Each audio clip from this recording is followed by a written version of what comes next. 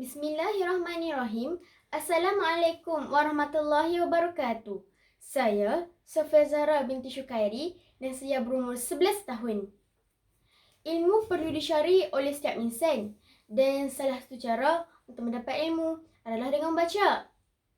Saya telah membaca pelbagai jenis bahan bacaan, antaranya buku-buku sejarah, novel, surat khabar dan sebagainya.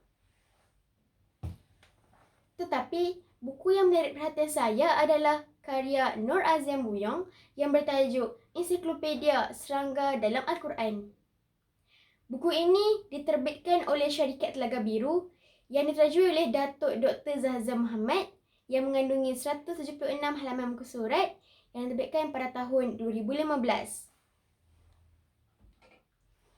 Entomologi ini mengandungi 12 bab. 8 daripadanya mengisahkan 8 jenis serangga yang terdapat di dunia. Antaranya lebah, rama-rama dan nyamuk. Kejadian dan kewujudan haiwan-haiwan kecil ini telah disebut di dalam Al-Quran.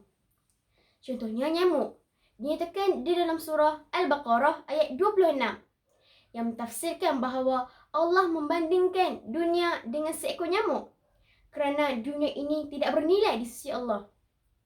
Oleh kerana itu, Allah masih memberi kekayaan dan kesenangan kepada orang-orang yang tidak beriman.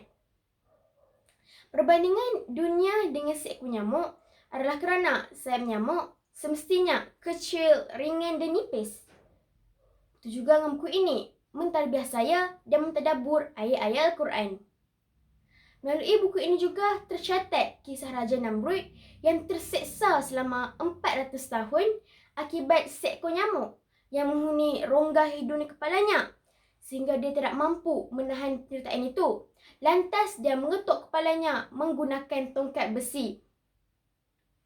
Skop penceritaan mengenai seekor nyamuk bukan terhad kepada aspek itu sahaja, tetapi merangkumi kisah penciptaannya, kitara hidup, morfologi dan manfaat untuk manusia.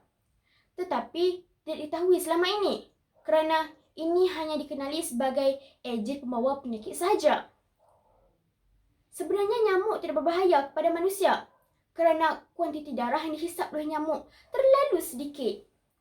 Selain nyamuk, rama-rama juga adalah serangga yang disebut dalam surah Al-Qari'ah ayat 4. Allah menyebut manusia pada hari kiamat ibarat rama-rama kerana pada waktu itu manusia sangat lemah untuk hidup. Info menarik mengenai rama-rama adalah rama-rama menjadikan bulan sebagai kompas atau penunjuk jalan ke sesuatu destinasi. Dan tahukah kita bahawa sayap rama-rama mempunyai toksik? Tahukah kawan-kawan, jika kita menyentuh rama-rama, kita tidak boleh menggosok mata kerana ini akan menyebabkan keradangan dan kegatalan pada mata. Ternyata buku ini sangat memberi inspirasi dan pengetahuan yang berharga pada saya. Bukan sekadar dapat menceduk ilmu di dalamnya, bahkan dapat mentadbiah diri dan mendidik jiwa secara santai. Buktinya, dengan mengambil inspirasi daripada lebah, saya menjadikan madu yang terhasil daripada lebah sebagai sumber tenaga dan penjagaan kesihatan seharian. Lebah juga menghasilkan sarangnya di dahan dan selalu bekerjasama untuk mendapatkan keperluan. Sekumpulan pendidik daripada Universiti Harvard telah membangunkan robot yang berbentuk lebah yang dikenali sebagai RoboBeast.